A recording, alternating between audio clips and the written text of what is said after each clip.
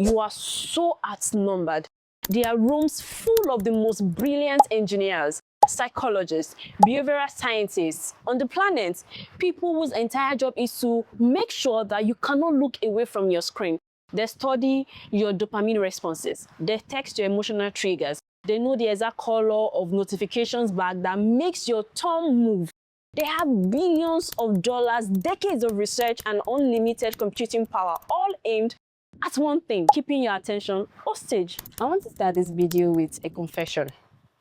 There have been days, and I am not proud of this, but there have been days where I sat down to work on something that deeply mattered to me, something that I'd been saying that I wanted to finish for weeks, and within 11 minutes, I was on my phone, reading comments on a video that had nothing to do with my life, caring about an argument between strangers I would probably never meet within 11 minutes. And the worst part, I didn't even enjoy it. I didn't enjoy what I was saying. I wasn't relaxed in any way. I wasn't resting. I was just gone, mentally absent from my own life, just drifting. And then an hour passed, and then two. And by the time I looked up, the day was dying. And the thing that mattered to me was sitting there, waiting, judging me. Maybe you know that feeling.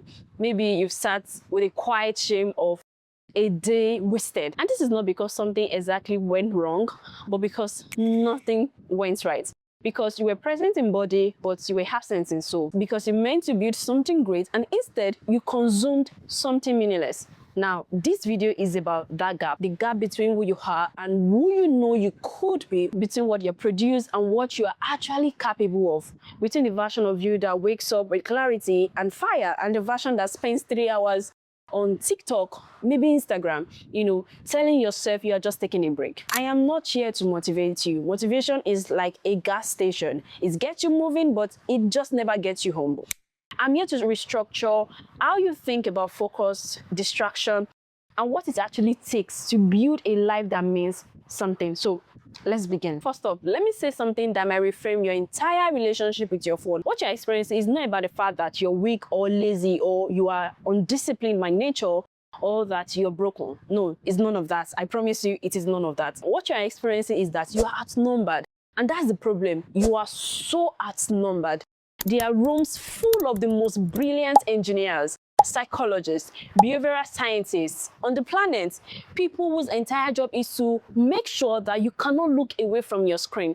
They study your dopamine responses. They text your emotional triggers. They know the exact color of notifications back that makes your thumb move. They have billions of dollars, decades of research, and unlimited computing power, all aimed at one thing: keeping your attention hostage.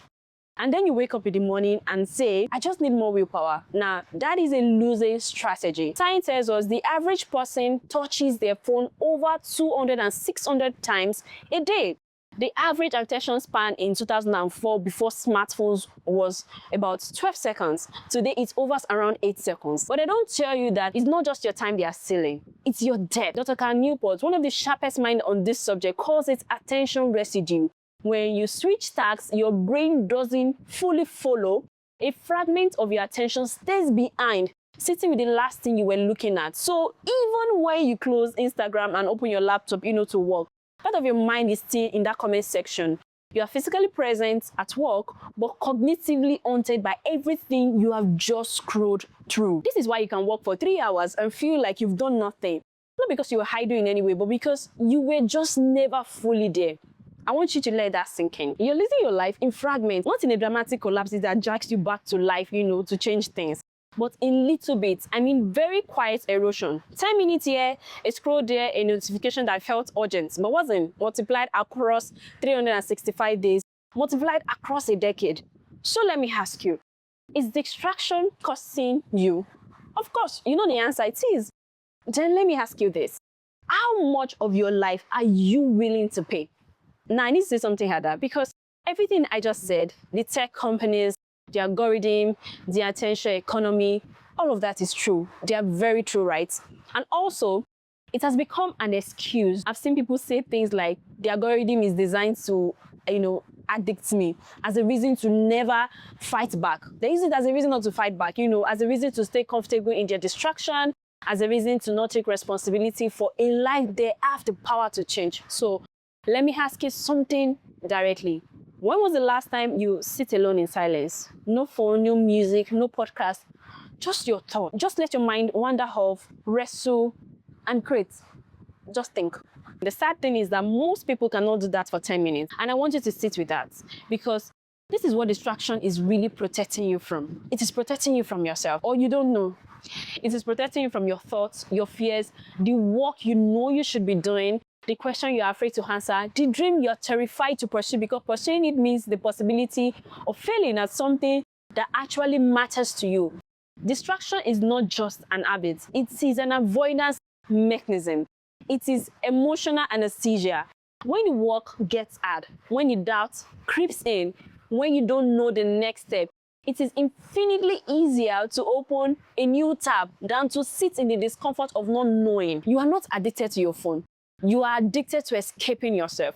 And until you are honest about that, until you are honest with yourself, until you admit that this thing you are running from is not notification, but your potential, you will keep losing this battle. You will keep buying planners that you don't use, downloading productivity apps you do not open, watching videos like this one that you're watching. I'm feeling inspired for about 48 hours before going back to exactly the same life. Now, I'm not saying this to condemn you in any way. Like I said from the beginning, I was once a victim of this. I'm saying it because I believe you're capable of more.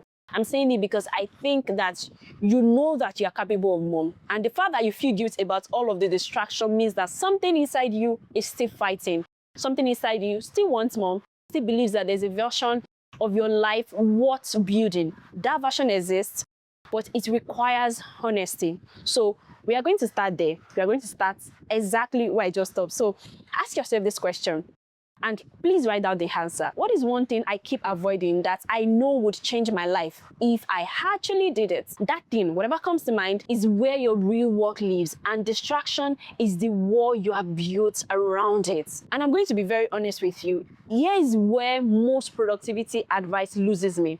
It tells you to focus on discipline, that it's about grinding harder, about 5 a.m. alarms, cold showers also. And if that framing has ever worked for you long term, sustainable, joyfully, I want to hear about it. So just let me know in the comment section if that framework actually works for you. Let me know in the comments.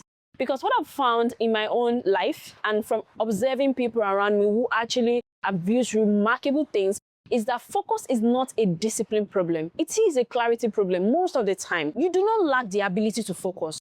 You literally can. I mean, you focus for hours on things that interest you. You binge on Netflix series, you lose yourself in a conversation that excites you. You read an article for 45 minutes without looking up. So you're not broken, right?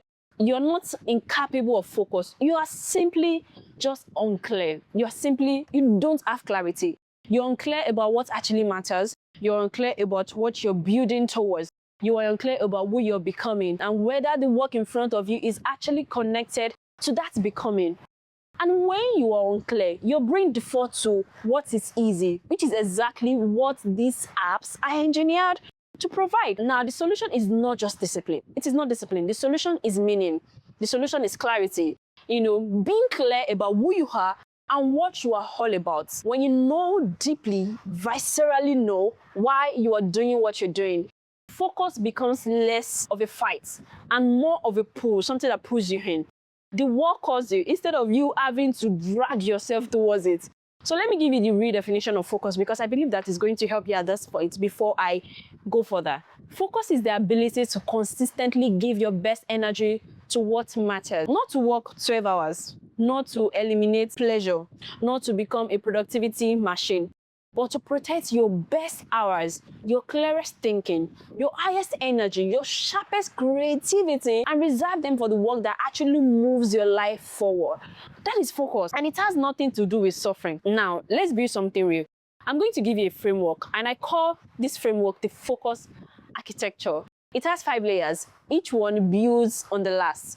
When you miss a layer, the whole structure is going to collapse. So I want you to pay attention to all of this framework because it is going to help you. Number 1, control your environment. Your environment is stronger than your willpower. If your phone is beside you, you will check it. So what should you do instead in cases like this? Put your phone in another room. Turn off notifications. Create a workspace that just signals work mode. Do you get? Don't try to be strong, just be strategic. This is going to really help you. Number 2, work in deep focus blocks. You don't need 10 hours. You need undistracted hours.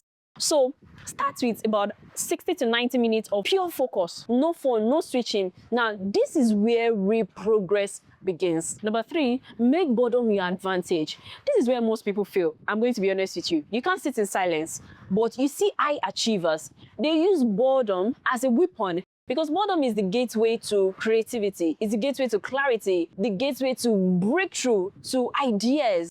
When you are bored, I'm telling you, you are going to be more creative. Number 4, set fewer goals. Go deeper. Stop trying to do everything. That's why you're scattered. You're trying to do many things. Now, pick 1 to 3 priorities and go all in. Depth always and always beats distraction. Number 5, focus on identity. Instead of saying, I'm trying to focus, say something like, I am someone who finishes what I start. Now, that's very powerful. It's very powerful. Your identity drives your behavior. So when you stop identifying yourself as such, there's a way it rewires your mind. Now, let me show you what is at stake. If you do not fix this, you will live a life of almost half-built dreams, undefined potential. You will watch others win, and this is not because they're better than you in any way. No, but because they stayed longer.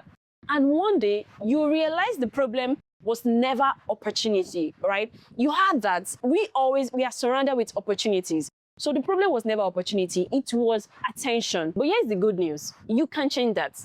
Your focus can be rebuilt. Your discipline can be trained. Your life can still become something powerful. But it starts with a decision to stop living distracted and start living intentionally. Because the people who win in this generation, like in our generation, are not the most talented in any way. This is what I've found out. They're not the most talented.